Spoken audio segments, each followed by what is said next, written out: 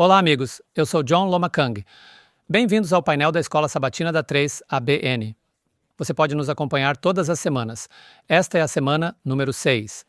A lição deste trimestre é sobre o amor e a justiça de Deus. Hoje é sobre o amor que Deus tem pela justiça. Para nos seguir, acesse 3abnsabbathschoolpanel.com. Baixe uma cópia digital para nos acompanhar, mas melhor do que isso, vá a uma igreja local adventista do sétimo dia e diga que nós te enviamos. E agora, sente-se para estudarmos juntos a palavra de Deus. Mas não saia. Já voltamos.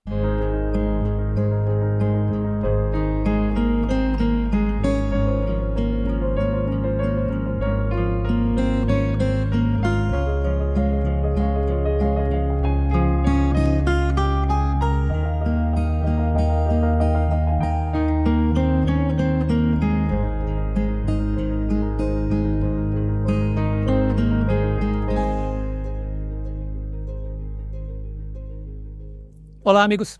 Bem-vindos ao painel da Escola Sabatina 3ABN.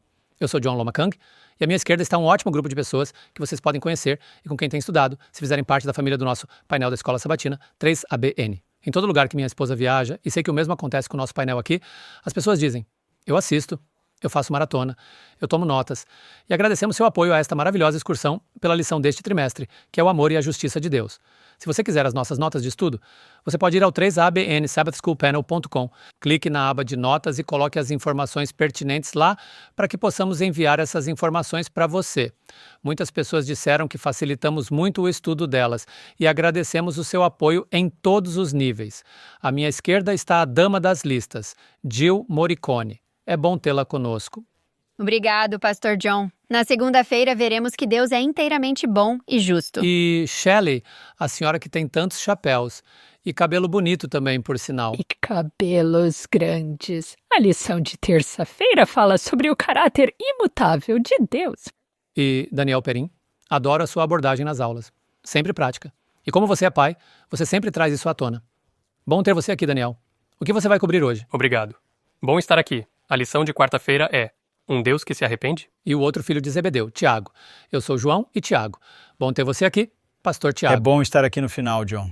Eu tenho a lição de quinta-feira. Mantenha-se firme no amor e justiça. Ok. Você poderia começar com uma oração para nós? Pai Celestial, muito obrigado pela oportunidade que temos de abrir a Tua Palavra. Obrigado por cada um dos espectadores. Obrigado pela promessa abençoada do Teu Espírito Santo. Ensina-nos, guia-nos, convence-nos e leva-nos a Jesus. Oramos em nome de Jesus. Amém. Sabe, a lição deste trimestre está destacando algo que eu chamo de as praticidades no desenvolvimento do caráter cristão. E é tão importante saber que, se precisamos ser representantes de Deus, então devemos ter os mesmos atributos que Ele tem. Agora, aprendi ao estudar o desenvolvimento do caráter que Jesus nos dá, uma nova natureza, mas agora é nossa responsabilidade exercer esses princípios e essas características para desenvolver isso em um caráter santo. Ninguém pode te tornar amoroso se você não pratica amor e paz e longanimidade, todos os frutos do Espírito. E assim estamos falando sobre isso. E estou muito grato à pessoa que desenvolveu esta lição. Não tem sido muito bom? Sabe? Traz à tona coisas que não vemos com frequência, mas é tão prático e realmente faz muito sentido. E hoje fala sobre o amor de Deus pela justiça. Nosso verso para memorizar está em Jeremias 9, versículo 24. Mas aquele que se gloria, glorie-se nisto, em me compreender e conhecer que eu sou o Senhor. Ouça isto, exercendo bondade amorosa, julgamento e justiça na terra, pois nestas coisas me agrado, diz o Senhor, amor e justiça. De que lado você já esteve antes? Amor e justiça ou ambos? Acho que em diferentes momentos de nossas vidas dissemos, eu quero justiça. Outras vezes, eu preciso de misericórdia. Agora, em ambas as categorias, o amor de Deus é expressado. Mas às vezes Deus é culpado pelo que dá errado. Basicamente, ora levemente pelo que vai bem. Mas como Deus pode ser ao mesmo tempo um Deus amoroso e um Deus justo? Eu gosto da introdução que a lição traz. O escritor, a pessoa que compilou isso, deixe-me apenas ir em frente e colocar o contexto do que ele incluiu. No antigo Oriente Próximo, os deuses das nações não eram apenas volúveis, imorais e imprevisíveis, mas também ordenavam atrocidades como o sacrifício de crianças. E ainda assim, as massas pagãs não podiam contar com seu favor, e por isso não ousavam desafiar suas divindades tribais. Isso não é amor, isso não é justiça, porque as divindades que realmente eram feitas de gesso, madeira e pedra tinham olhos, não podiam ver, tinham ouvidos, não podiam ouvir, não tinham um coração, mas de alguma forma as pessoas acreditavam que essas divindades que eram não responsivas infligiam as penas mais severas. Isso foi um envolvimento demoníaco. Ele continua dizendo que o Deus da Bíblia não poderia ser mais diferente dessas forças demoníacas. Yahweh é perfeitamente bom e seu caráter é imutável. E é somente por causa da bondade consistente de Deus que podemos ter qualquer esperança, agora e para a eternidade. Isso é destacado no livro de Shelley, Spotless, e eu vou deixar ela contar sobre isso para você. Então, aqui está. Ao longo das Escrituras, amor e justiça andam juntos. Não é maravilhoso? Fique diante de um juiz. Ele diz, sabe, sou amoroso, mas também sou justo. Deixe-me ouvir sua história. O amor verdadeiro requer justiça. E a verdadeira justiça só pode ser governada e medida com amor. Não estamos acostumados a pensar nesses dois conceitos juntos. Mas isso é apenas porque tanto o amor quanto a justiça foram muito pervertidos pela humanidade. E essa é a verdade. Tentamos interpretar o amor e a justiça de Deus através do nosso amor e justiça, que é sempre condicional. Então, o autor destaca certas escrituras e começa com esta pergunta: como esses textos iluminam a preocupação de Deus com a justiça? Vamos ao Salmo 33, versículo 5, para começar. Aqui está o que o salmista escreve. Ele ama a retidão e a justiça. Eu gosto de como ele começa. Ele ama a retidão e a justiça. Agora, dependendo de onde você está nessa equação, você pode ser aquele recebendo a justiça. Ou você pode ser aquele com quem Deus lida justamente. Agora, eu diria rapidamente que estar do lado bom de Deus é uma coisa boa, mas Deus não está zangado se você não está ao seu lado. É apenas que você está perdendo todos os benefícios. Um Deus justo e um Deus amoroso é onde você quer estar. E o que eu tirei disso, Jill, são 3 coisas. A justiça de Deus não é separada da sua justiça. Esses são os atributos de Deus, o único Deus que é sempre bom. Não esqueça disso. Sempre bom. Deus não é bom em dias ensolarados e ruim em dias chuvosos. Deus é sempre bom. Ele é bom quando alguém morre e quando alguém passa por uma cirurgia. Ele é bom quando um bebê nasce e quando há atrocidades terríveis no mundo. Deus é bom o tempo todo, o tempo todo. Deus é bom, o principal objetivo da justiça e misericórdia de Deus é efetuar mudança no culpado. E isso nem sempre acontece. Você sabe, às vezes as pessoas criam leis porque a lei que já foi aprovada não está sendo cumprida. Então elas criam leis para realmente te pegar. Mas o propósito de Deus para a justiça e misericórdia é provocar mudança na pessoa culpada. Ele não é apenas um Deus do sistema penal da divindade. Ele quer mudar nossos corações, mudar nossas vidas, para que não voltemos ao que éramos antes. Romanos capítulo 2, versículo 4, é o próximo. Ou desprezas a riqueza da sua bondade, tolerância e longanimidade, não sabendo que a bondade de Deus nos leva a quê? Nos leva ao arrependimento. O motivo pelo qual queremos nos arrepender é porque vemos que Deus é bom.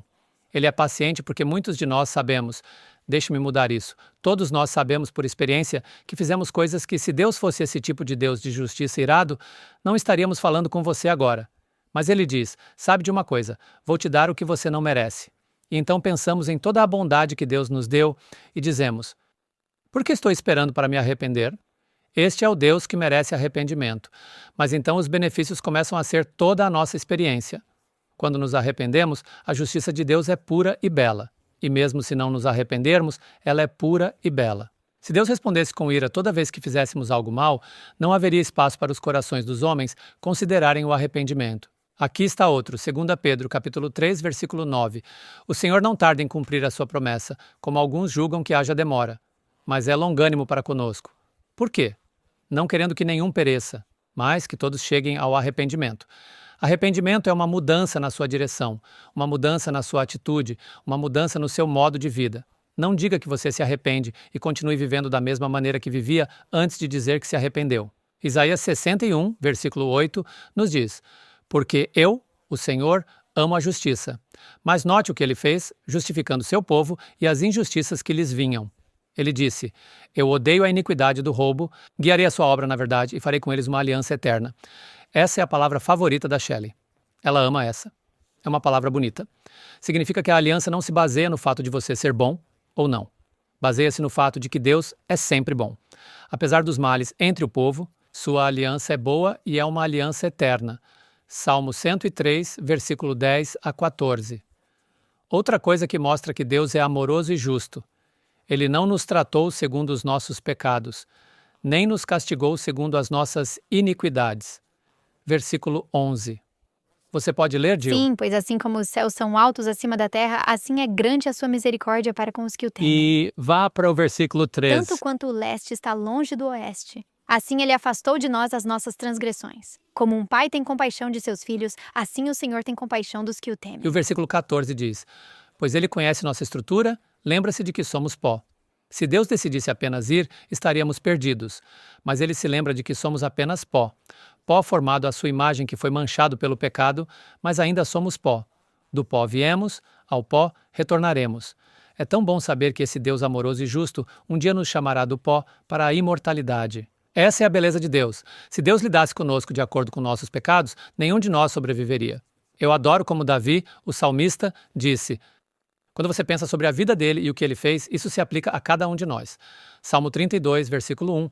Bem-aventurado o homem ou bem-aventurado aquele cuja transgressão é perdoada, cujo pecado é coberto. Amor e justiça. Algumas das respostas mais negativas vêm daqueles que se consideram melhores que os outros. Agora, isso é algo com o qual Jesus teve mais problemas com as pessoas religiosas do que com as não religiosas. Ele disse: Na verdade, as prostitutas, os cobradores de impostos, os pecadores, os publicanos. Eles vão entrar no reino mais rápido do que você, porque às vezes as pessoas religiosas, e isso não é uma declaração geral, que não entendem que Deus é justo até com elas e não acreditam que precisam da misericórdia de Deus, às vezes podem ser muito duras. Observe a repreensão que Deus deu àqueles que não sabiam que precisavam de sua justiça e misericórdia. Mateus capítulo 23, versículo 23. Ai de vós, escribas e fariseus, hipócritas, porque dais o dízimo da hortelã, do endro e do cominho, e tendes negligenciado os preceitos mais importantes da lei, que são o quê, Jill? Justiça, misericórdia, fé, que vocês deveriam ter praticado, sem omitir as outras.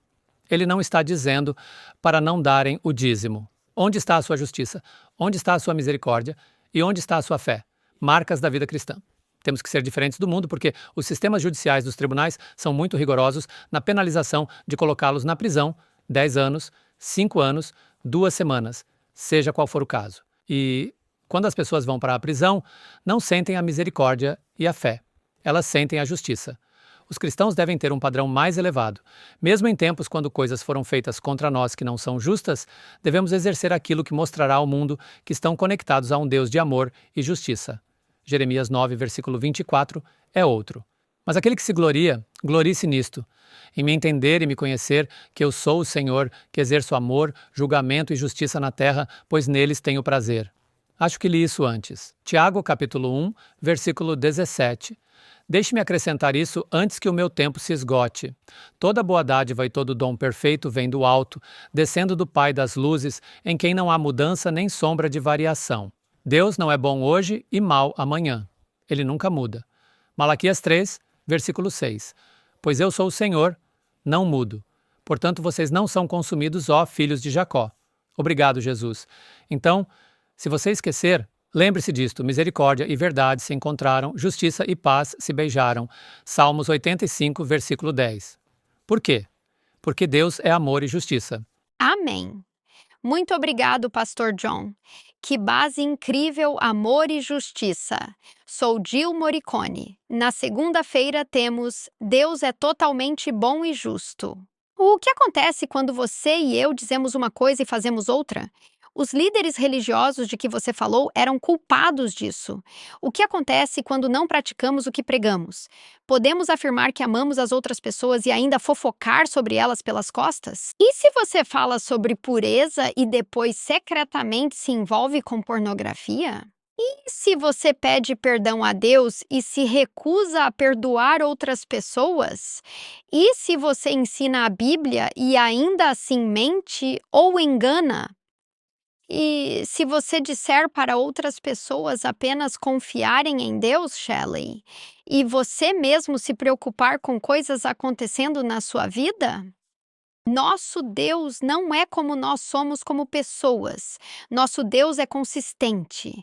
Nosso Deus apoia cada promessa que fez. Nosso Deus é amor e amável. Nosso Deus é justo. Nosso Deus é totalmente bom e justo. Agora, eu tenho várias escrituras para minha lição, mas vamos pegar duas delas e construir a lição em torno disso. Vamos olhar para a história de Sofonias. Então, voltem-se comigo. Profeta menor Sofonias. Vamos comigo para Sofonias. E então, vamos também ver Abacuque. Então, ambos esses profetas menores, livros vizinhos no Antigo Testamento. Agora, Sofonias enfatiza apenas um tema: o vindouro dia do Senhor. E este dia do Senhor traz justiça aos ímpios e ainda misericórdia aos justos. Mais uma vez, vemos o amor e a justiça de Deus. O dia do Senhor traz julgamento para o mundo inteiro. E se você seguir a progressão do livro de Sofonias, ele se dirige especificamente aos inimigos de Judá. E fala sobre a Filístia, Moabe, Amon, os falsos deuses Cuxe e Assíria. O julgamento vem especialmente para o povo de Deus. É isso que vamos ver em um momento. Judá e Jerusalém são alvos especiais, pode-se dizer, dessa punição divina, mas o povo não é deixado em seu pecado. Deus os convida a arrepender-se, e ele preserva para si um remanescente das nações e de Judá. E então, no final do livro, vemos ele se regozijando sobre seu povo. Vamos olhar para Sofonias, capítulo 3, versículo 5. Este é quem nosso Deus é. Nosso Deus é inteiramente bom e justo. O Senhor é justo no meio dela. Ele não comete injustiça. A cada manhã, ele traz a justiça à luz. Ele nunca falha. Mas o injusto não conhece a vergonha. Deus é justo e santo. É impossível para ele ser injusto. Ele é justo em oposição ao ser injusto. Mas, em contraste, vamos olhar para o povo de Deus. Os líderes religiosos, as pessoas que deveriam representar Deus, eram da mesma maneira. Versículo 2. Ela, isto é, Jerusalém, não obedeceu à sua voz. Ela não recebeu correção. Ela não confiou no Senhor. Ela não se aproximou de seu Deus. Este é um fracasso completo de liderança, tanto religiosa quanto civil, que leva à degradação moral entre o povo de Deus. Veja você, como o líder age. E o que o líder faz é geralmente o que as pessoas fazem e como as pessoas seguem. A tremenda responsabilidade sobre os sacerdotes e os líderes daquela época e a tremenda responsabilidade sobre os líderes agora neste tempo. Eles tiveram um fracasso quádruplo, não foi? Eles não obedeceram.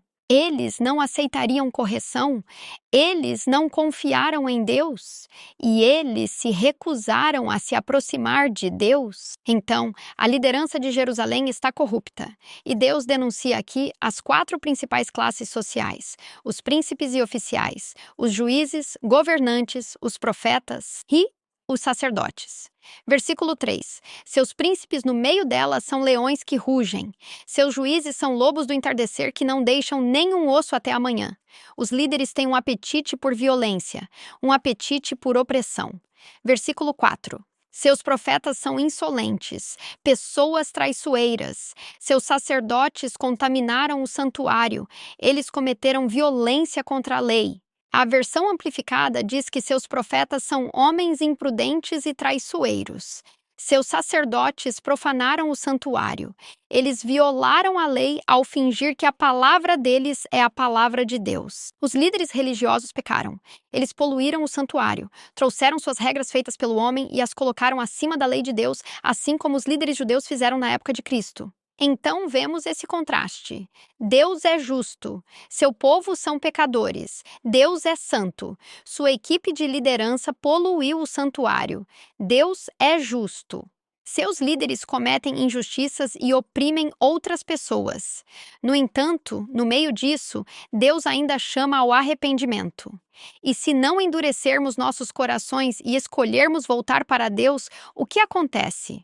Ele é misericordioso. Ele preservará um remanescente. E foi isso que aconteceu aqui. Vemos no versículo 17, Sofonias 3, 17, o Senhor, teu Deus, no meio de ti. Termina com esta declaração: o poderoso salvará. Ele se alegrará com você com felicidade. Ele te acalma com seu amor. Ele se regozijará com você com canto. Vemos a restauração, por assim dizer, do povo de Deus, do remanescente que escolheu se arrepender e voltaram para Deus. Vamos rapidamente para Abacuque. Estamos olhando agora para a história de Abacuque. E Abacuque é realmente uma teodiceia. É uma resposta à pergunta de onde está Deus no meio do mal e do sofrimento e o que está acontecendo lá. É interessante para mim se você estudar Jó e Abacuque. Jó questiona a equidade de Deus ao falar contra a injustiça das tragédias divinamente permitidas que ele está sofrendo. Mas Abacuque questiona a justiça de Deus ao exigir que ele envie julgamento sobre os ímpios. Então Jó quer que Deus mostre sua justiça removendo o julgamento negativo dos justos, ou seja, ele mesmo. Abacuque quer que Deus mostre justiça enviando julgamento sobre os ímpios. As perguntas de Abacuque giram em torno do caráter de Deus, do seu governo, dos seus julgamentos e do seu cuidado com o seu povo. Então vamos ver isso. Ele começa com uma pergunta em Abacuque capítulo 1, versículo 2. Ó Senhor, até quando clamarei e tu não ouvirás? Eu grito a ti, violência, e tu não salvarás. Ele está dizendo, onde estás, Deus? Por que me fazes ver a iniquidade e olhar para a opressão? Pois a pilhagem e a violência estão diante de mim. A contenda e o conflito surge. Por isso, a lei é impotente e a justiça nunca se manifesta. Pois os ímpios cercam os justos. Portanto, o julgamento perverso prossegue. Então, o que ele está dizendo? Judá é ímpio. Deus, por que está permitindo que a impiedade continue entre o teu povo? Você já perguntou isso? Deus, onde estás? Por que estás permitindo o trigo e o joio agora? Por que estás permitindo o bom e o mal? Por que estás permitindo o que está acontecendo? Judá é ímpio. As pessoas são ímpias. Elas roubam, ferem e destroem a grande injustiça e opressão. Deus, onde estás? E Deus responde e diz, estou enviando os babilônios para punir Judá. E então, Abacuque entra com a pergunta número 2. Isso está no versículo 13. Tens olhos puros demais para contemplar o mal e não podes olhar para a perversidade. Por que olhas para os que procedem traiçoeiramente e te calas quando o ímpio devora uma pessoa mais justa do que ele? Então, o que ele está dizendo? Deus, realmente os babilônios, eles são ainda mais perversos do que Judá. Agora, eu sei que Judá é perverso e realmente queríamos que os punisses, mas os babilônios são ainda piores. Então, por que estás enviando alguém pior para punir o seu povo? Isso não faz sentido. E como Deus responde? Ele diz, vou punir os babilônios, estou no comando, sou Deus. Eu punirei os babilônios. Então, se você pular para o capítulo 3, pela brevidade do tempo, Abacuque reflete sobre o que Deus fez no passado. Deus salvou seu povo no Êxodo. Deus fez a aliança no Sinai, a conquista de Canaã e o ungido que viria, o Messias. E então, as perguntas de Abacuque, por assim dizer, se transformam em fé.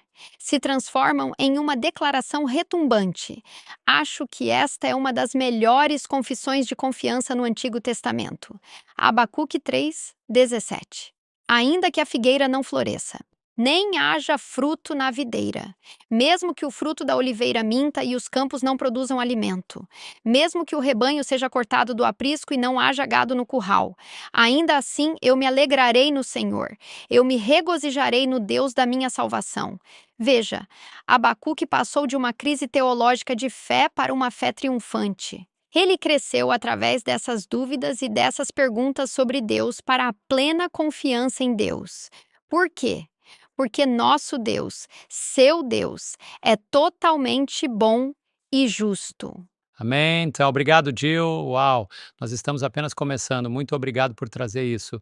Sofonias e Abacuque, livros que não visitamos com frequência, menores, mas com grande impacto. Não vai embora. Temos mais 3 lições. Voltamos já.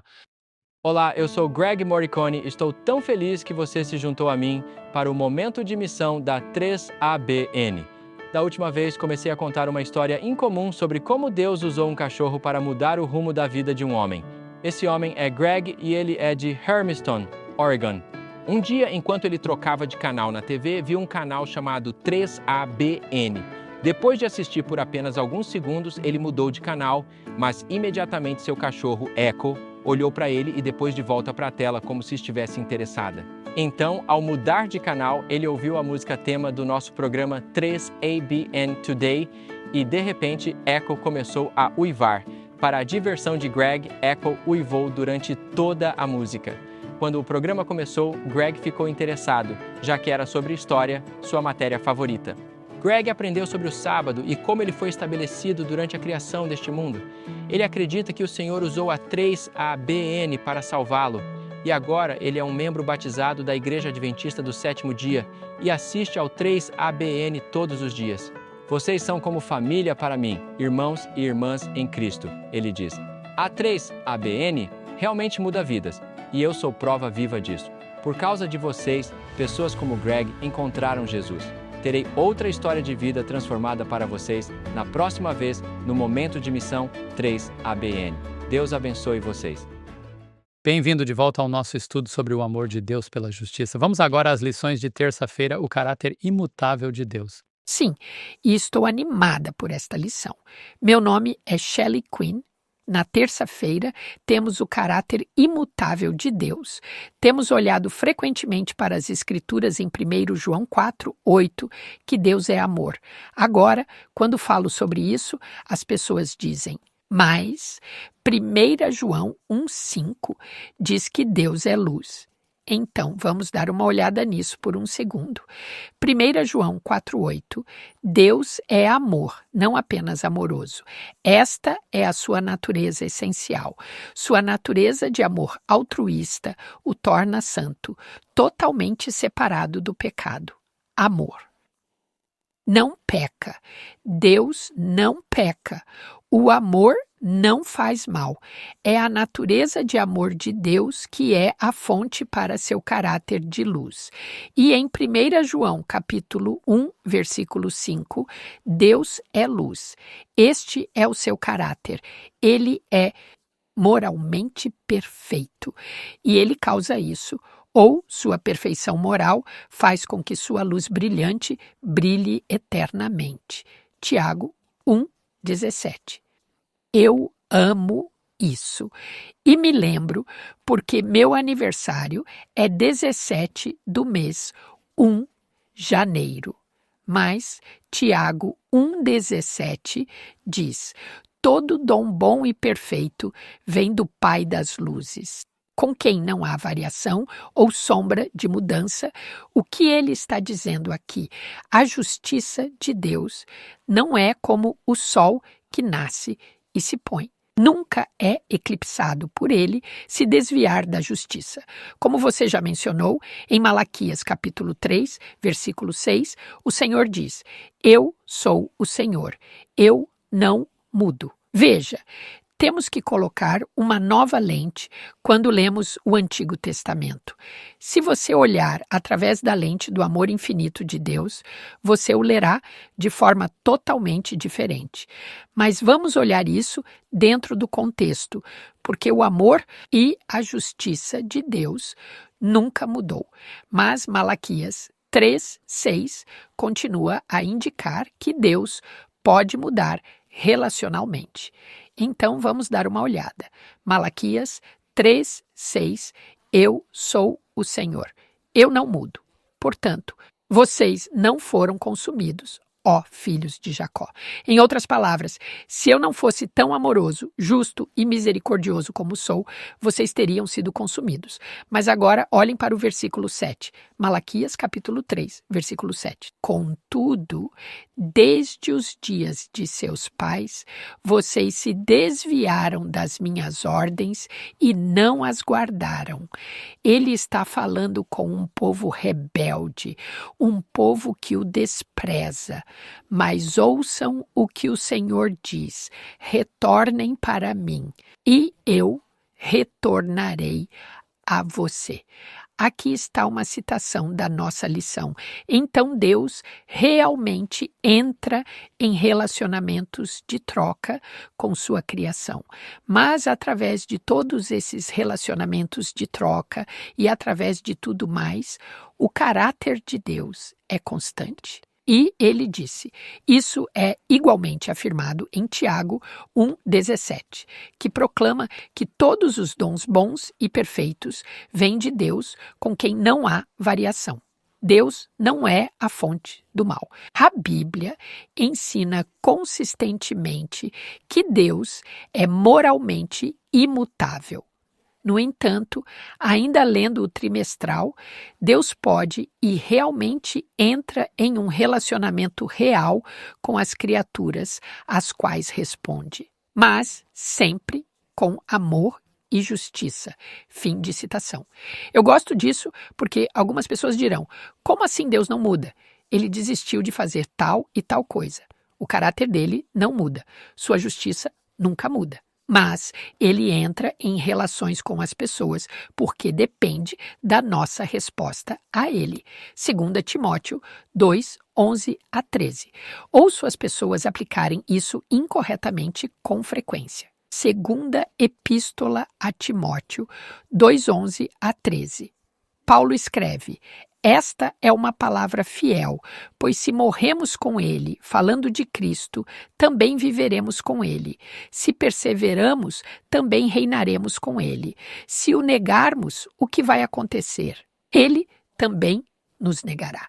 Se somos infiéis, ele permanece fiel, porque não pode negar a si mesmo. Então, o que Paulo está dizendo aqui, sabe? Todos nós escorregamos na fé. Temos que nos arrepender.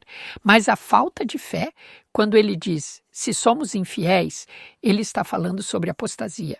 E, sabe, em 2 Crônicas 15 e versículo 2, o Deus que não muda em 2 Crônicas, capítulo 15, versículo 2, disse, se me abandonarem, eu vos abandonarei. Então, Mateus, capítulo 10, versículo 22, Cristo nos disse, quem perseverar até o fim será salvo.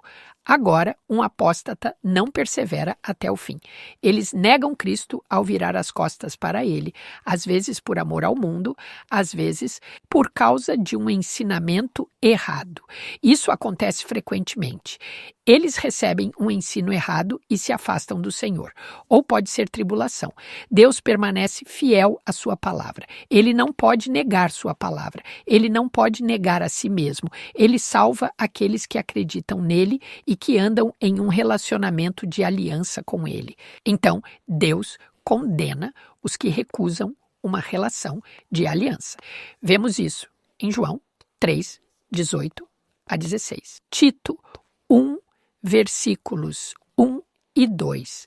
Conforme a fé dos eleitos de Deus e o reconhecimento da verdade que está de acordo com a piedade, na esperança da vida eterna, a qual Deus, que não pode mentir, prometeu. Antes do tempo começar, a graça veio até nós antes do tempo começar. Há uma ótima citação que eu amo, Kathleen Pausani. Ela é uma jornalista americana. O que ela escreveu é tão memorável. Ela disse que justiça é receber o que você merece. Misericórdia é não receber o que você merece. Graça é receber absolutamente o que você não merece. Isso não é maravilhoso? Eu amo essa citação. Agora, em Hebreus 6, 17 e 18. Hebreus 6, 17, falando da promessa de Deus, seu juramento, e dizendo que sua palavra é segura e imutável. Verso 18, Hebreus 6, 18 diz, então por estas duas coisas imutáveis, sua promessa e seu juramento, nas quais é impossível que Deus minta. Podemos ter uma grande consolação, conforto, aquele conforto eterno. Nós que fugimos para buscar refúgio em Deus, para agarrar a esperança proposta diante de nós. Então Deus não pode mentir. Ele fez uma promessa e um juramento. E no grego, esse termo é usado para um testamento legal que não pode ser alterado por ninguém além do autor. E então, Hebreus 6:19 diz: temos essa esperança como uma âncora para a nossa alma. Esperança no grego significa expectativa ansiosa. Quando você se apega às promessas de Deus, isso não é pesado o suficiente para ser uma âncora. Quando você se apega às promessas de Deus, isso te ancora, impede que você seja indeciso, sendo lançado de um lado para o outro por todo o vento de doutrina. Agora, ouça a citação da lição. Deus não pode negar a si mesmo. Deus nunca mente. As promessas de Deus são inquebráveis. Podemos ter confiança de que o Deus da Bíblia é o mesmo Deus que, em Cristo, se entregou voluntariamente por nós na cruz. Ele é um Deus em quem se pode confiar sem reservas e podemos ter confiança e esperança no futuro, porque, como diz Hebreus 13:8, Jesus é o mesmo ontem, hoje e para sempre. Ele nunca vai mudar. Sabe, quando pensamos na bondade de Cristo, quando pensamos no amor de Deus, que Ele desceu para morrer em uma cruz para pagar nossa penalidade lá, como você pode questionar o amor de Deus? Amém. Obrigado, Shelley. Enquanto você ouve Shelley ensinar aqui, você pode sempre perceber o quanto ela ama e acredita no caráter de Deus. Tudo que ela acabou de dizer, mantenha isso em mente porque é toda a base do que vai acontecer aqui na lição de quarta-feira. Meu nome é Daniel Peren. A lição de quarta-feira é Um Deus que se arrepende. E a lição começa com esta pergunta: pode Deus se arrepender? Bem, vamos para a Bíblia para obter a resposta para isso em Números capítulo 23, versículo 19. Diz que Deus não é um homem para que minta, nem um filho do homem para que se arrependa. Ele disse, e não fará? Ou falou e não cumprirá? Esta é uma declaração clara. Deus não é um Deus que se arrepende. Vá para 1 Samuel capítulo 15, versículo 29. E isto está no contexto de Saul, de quem a realeza está sendo tirada por sua rebeldia contra Deus. E Samuel diz, e também a força de Israel não mentirá nem desistirá, certo? Palavra semelhante em inglês, desistir, pois ele não é um homem para desistir, se arrepender. Agora, a palavra para arrepender-se em Números é Naham. A mesma palavra em 2 Samuel capítulo 15, para se arrepender, Naham. Agora, a King James realmente traduz consistentemente como arrepender-se todas as vezes.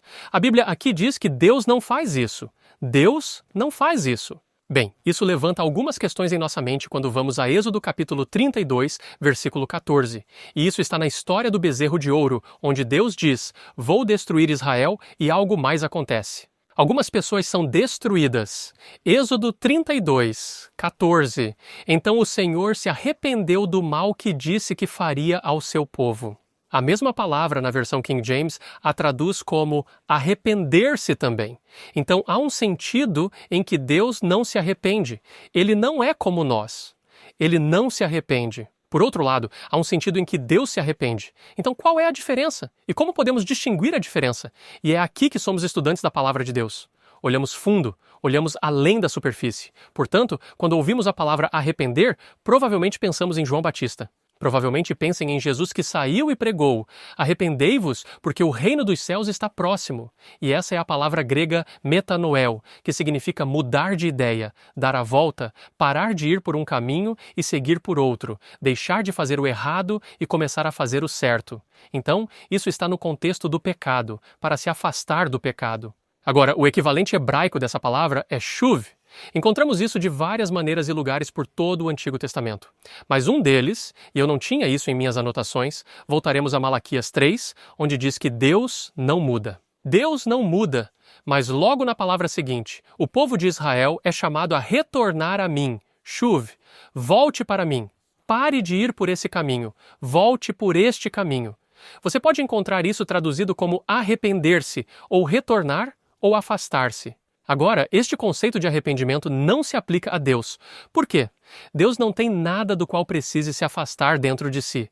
Não há pecado nele, e podemos encontrar textos ao longo do Antigo e Novo Testamento: Deus não tem pecado. Ele não precisa parar de fazer o errado e começar a fazer o certo. Então, como Deus se arrepende ou se retrai? Em que sentido ele o faz? E este é um conceito importante de entender porque as pessoas podem lhe fazer essa pergunta ou elas viram uma lista online de objeções ao cristianismo que você pode usar para embaraçar seus amigos cristãos e você ouve alguém dizer, bem, e sobre esses dois textos, e você não sabe o que fazer com eles. Aqui está o sentido em que Deus muda e está em algo chamado de profecia condicional. O que é uma profecia condicional? Bem, há profecias, previsões, promessas que Deus faz que, embora os humanos possam estar envolvidos nelas, não dependem dos humanos para seu cumprimento. Pense sobre os sinais dos tempos se cumprindo, ou a segunda vinda, ou a primeira ressurreição quando Jesus retorna, a profecia do milênio, ou a segunda ressurreição e o fim de todo o pecado. E podemos pensar nas profecias apocalípticas em Daniel 2 e 7, 8 e 9, que tratam da ascensão e queda das nações e da vinda de Jesus no momento certo. Embora os humanos possam estar envolvidos em algumas dessas coisas, elas não dependem da vontade humana. Por outro lado, Deus faz promessas e previsões que são condicionais porque os humanos estão envolvidos nelas. Em outras palavras, Deus pinta um quadro verbal, através dos profetas do que poderia ser. E estas são chamadas de profecias condicionais, e vemos um exemplo claro delas no livro de Jonas. Jonas chega a Nínive, a capital dos assírios, e ele diz, 40 dias Nínive será destruída. Agora, os assírios, porque entenderam o caráter de Deus a partir do povo de Israel, reconheceram que esta era uma profecia condicional. Eles não apenas lamentaram e disseram, acabou, vamos desistir, não há nada que possamos fazer. Eles se arrependeram, eles voltaram-se para Deus, e o quadro que foi pintado sobre o que poderia ser foi mudado.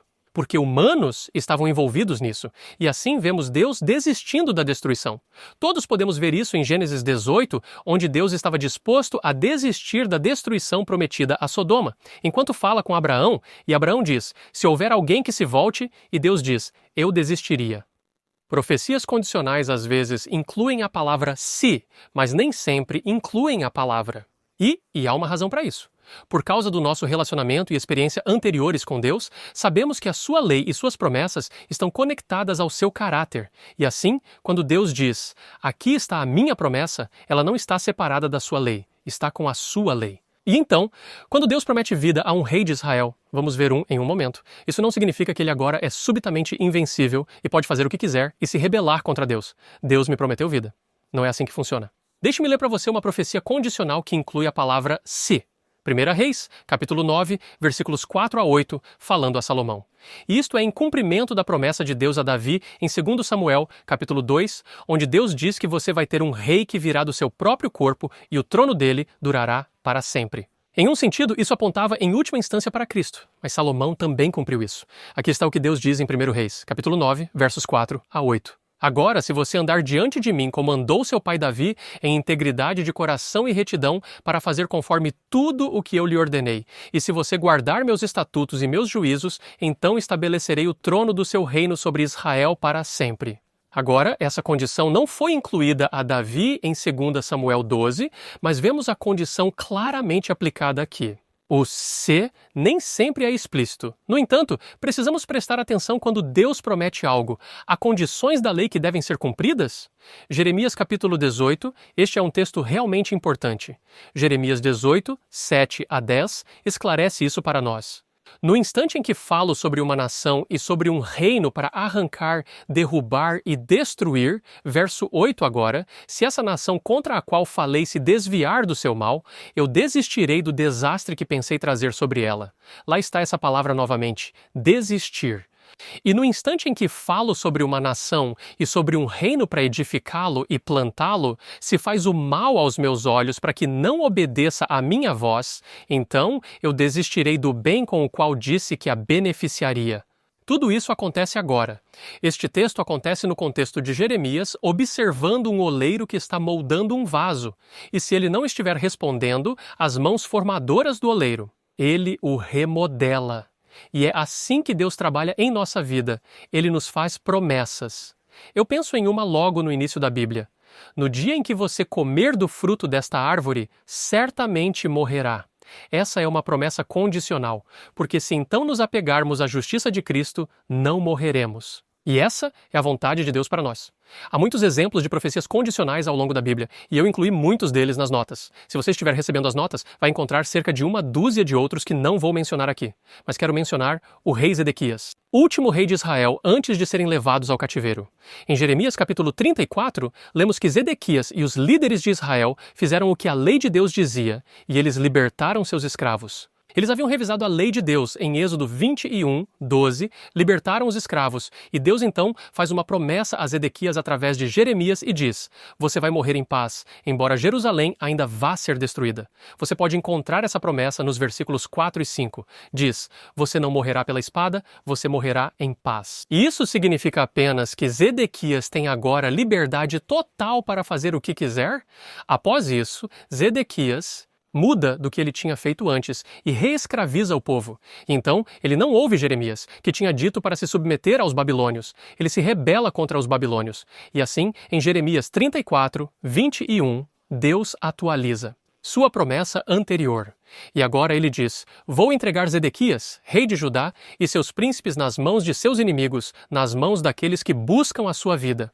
E o que aconteceu com Zedequias? Ele viu seus filhos serem mortos diante de seus olhos, depois foi cegado, então foi arrastado em correntes para a Babilônia. E lemos em Jeremias 52, 11 que ele permaneceu na prisão até o momento de sua morte. Então Deus prometeu que você morreria em paz.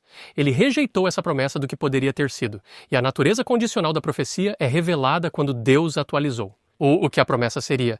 E isto é um lembrete para nós de que Deus nos envia avisos sobre o que poderia ser, e somos então responsáveis por ouvir o que Deus nos deu para fazer. Amém. Obrigado. Obrigado, Daniel. Ótima lição. Estamos na lição de quinta-feira, e a lição trimestral de quinta-feira é excelente. Vamos apenas passar pelo que o autor nos deu aqui. O título desta lição é Apegue-se ao amor e à justiça. Sou James Rafferty, e as Escrituras ensinam consistentemente que o Senhor teu Deus, Ele é Deus, o Deus fiel que guarda a aliança e a misericórdia para 1000 gerações com aqueles que o amam e guardam seus mandamentos. Deuteronômio 7, versículo 9. Seu caráter de bondade e amor foi supremamente demonstrado por Jesus na cruz. Romanos 3, 25 e 26 e Romanos 5, 8. Então, de acordo com o Salmo 100, versículo 5, o Senhor é bom. Ele é constante. Seu amor constante dura para sempre e sua fidelidade para todas as gerações. E podemos comparar isso com o Salmo 89, versículo 2. Assim, Deus pode ser confiável. Ele dá apenas bons presentes aos seus filhos. Tiago 1, versículo 17. Na verdade, ele concede coisas boas até mesmo àqueles que se colocam como seus inimigos. E este é um ponto tão importante porque estamos falando aqui sobre a justiça de Deus, mas também seu amor. Estamos analisando a necessidade de manter firme seu amor e sua justiça. Como fazemos isso? Bem, antes de mais nada, queremos entender por que Deus concede coisas boas até mesmo aos seus inimigos. E encontramos isso em Mateus capítulo 5, versículos 43 a 48. Vamos ler esses versículos e perguntar: o que isso nos ensina sobre o incrível amor de Deus e como devemos agir em relação aos outros à luz desse ensinamento? Versículo 43. Você ouviu o que foi dito: amarás o teu próximo e odiarás o teu inimigo. Mas eu vos digo: amem os seus inimigos, abençoem aqueles que vos amaldiçoam. Fazei o bem aos que vos odeiam e orai pelos que vos maltratam e perseguem, para que sejais filhos de vosso Pai que está nos céus. Pois ele faz com que o seu sol brilhe sobre maus e bons e envia chuva sobre justos e injustos. Porque se amardes os que vos amam, que recompensa tereis? Não fazem os publicanos também o mesmo? E se saudardes apenas os vossos irmãos, que fazeis mais do que os outros? Não fazem os publicanos também assim? E então ele fecha com este verso: sede, portanto, perfeitos, assim como o vosso Pai, que está no céu, é perfeito. Perfeição é mal interpretada. No contexto destes versos, a perfeição não é tanto uma lista, um checklist de ações a fazer ou evitar. Perfeição é como nos relacionamos com as pessoas que nos maltratam, como respondemos às pessoas que nos amaldiçoam, como nós respondemos às pessoas que são más conosco ou que nos maltratam ou maltratam nossos entes queridos. Deus nos dá uma ilustração de como ele responde em relação à própria natureza. Ele deixa seu sol brilhar sobre os bons e os maus. Ele traz sua chuva sobre os justos e os injustos. Ambos são positivos. Às vezes pensamos que, chuva é uma coisa ruim. Não, A chuva é uma coisa muito boa quando você é um fazendeiro. A chuva é uma coisa muito boa quando você está em uma seca. E Deus está exercendo bondade no sol e na chuva. E Ele está nos dizendo que isso é bom. É como a perfeição se parece. De fato, no capítulo 6 de Lucas, versículo 36, o mesmo sermão é resumido desta forma. Então, misericórdia e perfeição são a mesma coisa. E a ideia de perfeição é revelada na história de Jó, por exemplo. Jó era um homem perfeito. Havia um homem na terra de Uz, cujo nome era Jó. E esse homem era perfeito. Por que ele era perfeito? Porque Jó, no contexto, levantava-se todas as manhãs cedo, sempre que seus filhos se reuniam e realizavam suas pequenas festas de aniversário. Ele se levantava cedo pela manhã, oferecia sacrifícios por todos eles e orava por eles porque tinha medo de que seus filhos tivessem amaldiçoado a Deus em seus corações. E assim, Jó fazia continuamente. Sua perfeição foi realizada ou revelada em sua atitude em relação aos seus filhos, não porque eles fossem perfeitos, mas porque ele tinha medo de que fossem imperfeitos. Em outras palavras, Jó dedicava suas coisas e seu tempo para seus filhos imperfeitos. Ele se preocupava com eles e orava por eles. E, nesse sentido, Jó é identificado como um homem perfeito. Agora, Jó é testado. Essa perfeição é testada. E todo tipo de calamidade acontece, incluindo a perda de seus filhos. E, finalmente, seus amigos vêm e o bombardeiam com a ideia de que, se você fosse tão perfeito, se você fosse tão bom e se você estivesse tão bem com Deus, como é que tudo isso aconteceu com você? Jó suporta tudo isso. E no final, Deus diz aos seus amigos médicos miseráveis e sem valor: eu quero que vocês vão até Jó. E isso é uma declaração de fé da parte de Deus, porque ele vai orar por vocês. A experiência de Jó começa com ele orando por seus filhos, sua família. Termina com ele orando por seus amigos miseráveis e confortados.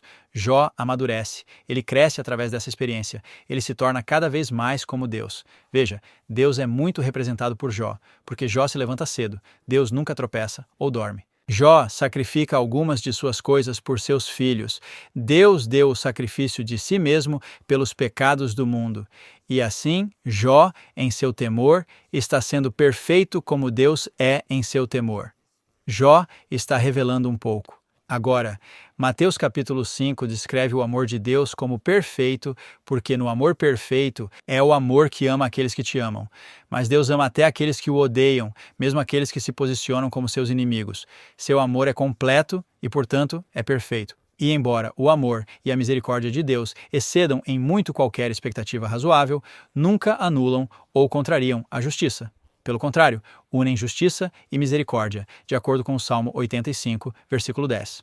Pastor John, acho que você compartilhou isso anteriormente. Da mesma forma, a Bíblia nos exorta a praticar misericórdia e justiça, e então esperar continuamente em Deus. Oséias 12, versículo 6, outra versão diz assim: agarre-se ao amor e à justiça, certo? E espere em Deus. No final, o próprio Deus trará a justiça perfeita. Quando ele vai trazer a justiça perfeita? No final. Romanos 2,5 nos ensina que seu julgamento justo será revelado. Finalmente, os redimidos cantarão: grandes e maravilhosas são as suas obras, Senhor Deus Todo-Poderoso. Apocalipse, capítulo 15. Justos e verdadeiros são os teus caminhos, ó Rei dos Santos. Quem não te temerá, Senhor, e não glorificará o teu nome? Pois só tu és santo, porque todas as nações virão e adorarão diante de ti, porque os teus juízos se manifestaram. E, claro, Apocalipse capítulo 15, versículos 3 e 4 que acabamos de ler, são o reverso das mensagens dos 3 anjos ou da mensagem do primeiro anjo. Temam a Deus, deem glória a Ele, pois a hora do seu julgamento chegou, e adorem aquele que fez o céu e a terra e os mares e as fontes das águas. Os redimidos que estão cantando o cântico de Moisés e do Cordeiro têm plenamente aceitado o Evangelho eterno, proclamando esta bela mensagem dos 3 anjos. E então há o capítulo 19 de Apocalipse. Apocalipse 19, versículos 1 a 6, é uma manifestação muito única desta verdade sobre a justiça de Deus finalmente prevalecendo, porque Apocalipse capítulo 19, versículos 1 a 6,6 é o único lugar no Novo Testamento, e quando olhamos para a versão King James da Bíblia, o único lugar em toda a Bíblia onde uma palavra específica é usada em relação a Deus, e essa palavra é uma palavra com que estamos familiarizados. Aleluia, aleluia, aleluia. ou louvado seja o Senhor nunca é usado em nenhum outro lugar na Bíblia. Deus reservou para esta ocasião particular, e a razão para isso, eu acho, é bastante óbvia, porque finalmente vamos chegar ao ponto onde podemos dizer aleluia de uma maneira que nunca dissemos antes. Mas para o que estamos dizendo aleluia? Bem, vamos olhar os versículos. Apocalipse 19, começando com o versículo 1. E depois dessas coisas, ouvi uma grande voz de muitas pessoas no céu dizendo, aleluia. Esta é a primeira vez que é mencionado no Novo Testamento e na Bíblia. Aleluia! Salvação, glória, honra e poder pertencem ao Senhor nosso Deus, pois verdadeiros e justos são seus julgamentos, porque ele julgou a grande prostituta que corrompeu a terra com sua fornicação, e ele vingou nela o sangue dos seus servos derramado por ela. Novamente disseram, aleluia! Sua fumaça sobe para sempre. E os 24 anciãos e os 4 seres viventes caíram e adoraram a Deus que estava sentado no trono, dizendo, amém. Aleluia! E uma voz veio do trono dizendo, louvem o nosso Deus, que é outra forma de aleluia, todos vós servos e vós que o temeis, pequenos, tanto pequenos como grandes. E ouvi como se fosse a voz de uma grande multidão, e como a voz de muitas águas, e como a voz de grandes trovões, e dizendo, aleluia, e dê glória a ele, pois chegou o casamento do Cordeiro, pois sua esposa se preparou. Nosso destino é louvar a Deus em todas as coisas. Nosso destino é louvar a Deus na revelação final da justiça de Deus, a justiça do caráter de Deus exercida contra o pecado. Nosso destino é estar pronto. Finalmente. Pronto. A noiva está finalmente pronta. Não há mais perguntas. Continuamos a esperar por seu amor. Continuamos a esperar por sua justiça e finalmente chegamos ao ponto em que podemos dizer, aleluia. Podemos louvar o Senhor. Não importa o que aconteça, podemos louvar o Senhor pela manifestação, a plena manifestação daqueles atributos que ele tem retido, aqueles atributos de sua justiça, que, é claro, é fundamental para seu governo, para seu trono e para seu amor. Esse dia está chegando muito em breve. Obrigado, James. Uau, que lição! O amor de Deus pela justiça. Cada um dos nossos palestrantes tem um resumo. Jill, vou começar com você. Estou simplesmente maravilhada enquanto penso em quem é o nosso Deus. Quanto mais estudo, mais reconheço que estou apenas começando a aprender. Nosso Deus é amor, e nosso Deus é santo, e nosso Deus é justo, e Ele é bom. E hoje, se você ouvir a sua voz, não endureça o seu coração. Abra o seu coração e aceite-o. Amém.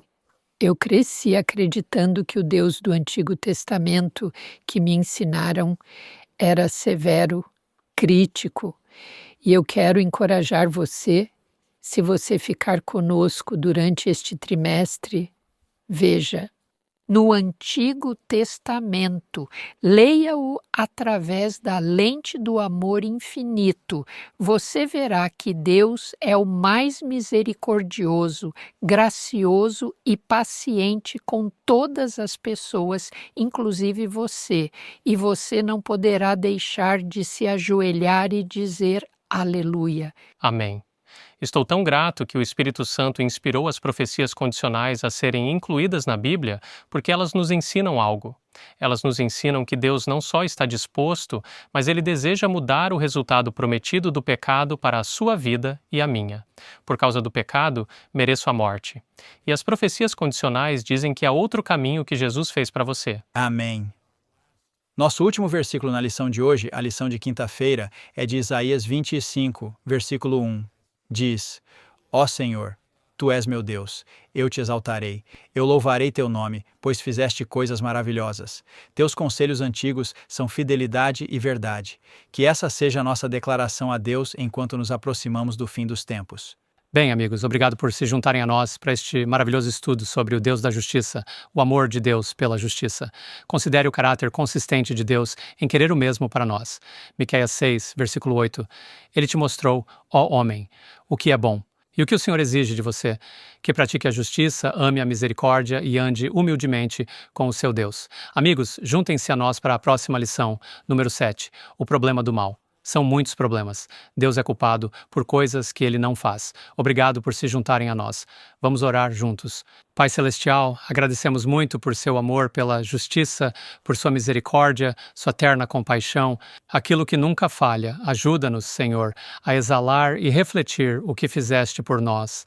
E em tudo isso, Pai, que as pessoas possam conhecer o verdadeiro Deus e adorá-lo e amá-lo. Em nome de Jesus, oramos. Amém.